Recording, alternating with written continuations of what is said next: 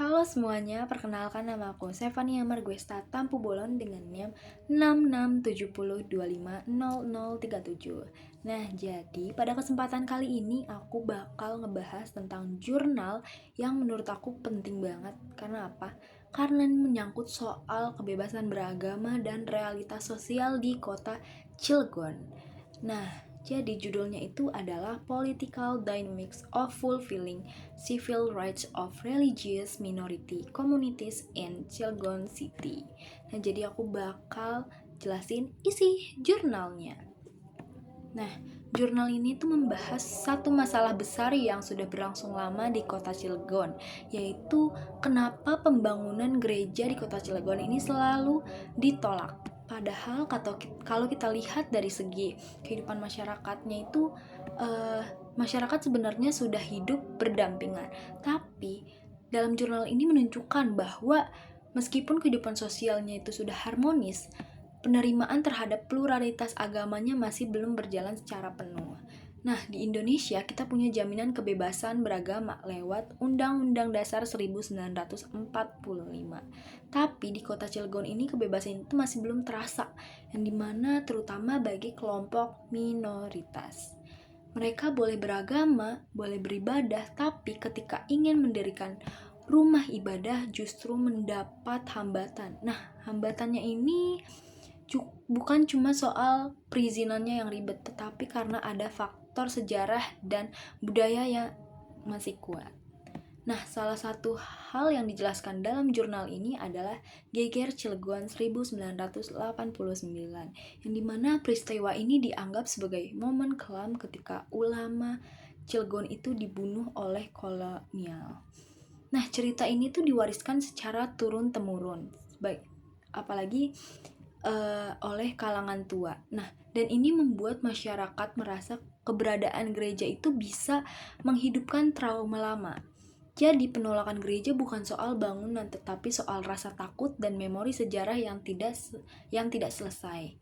Nah, penulis juga menyebutkan keputusan Bupati Serang tahun 1975 yang dulu melarang gereja secara hukum sudah tidak berlaku, tetapi secara emosional masih dijadikan justifikasi penolakan.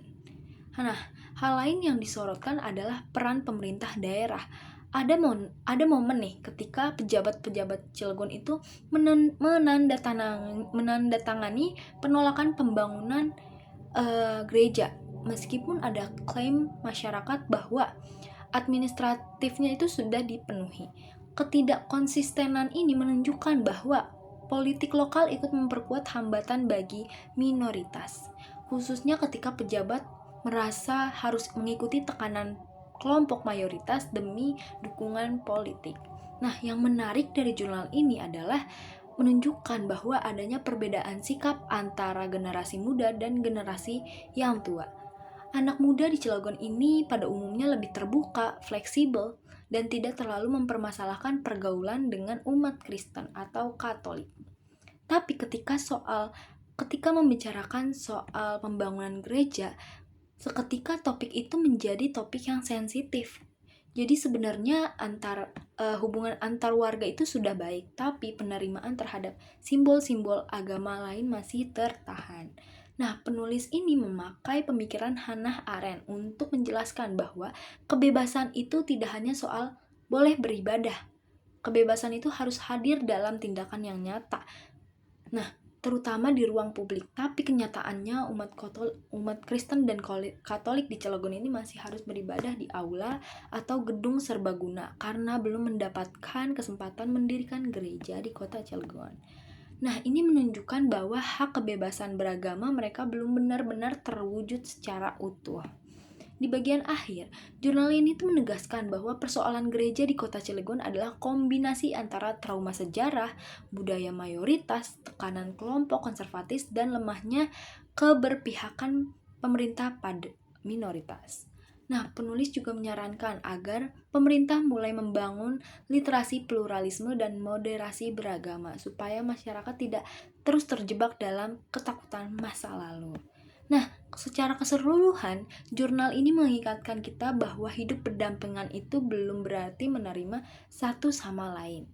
Nah, ada perbedaan besar antara toleransi sosial sehari-hari dengan penerimaan terhadap hak beragama secara penuh.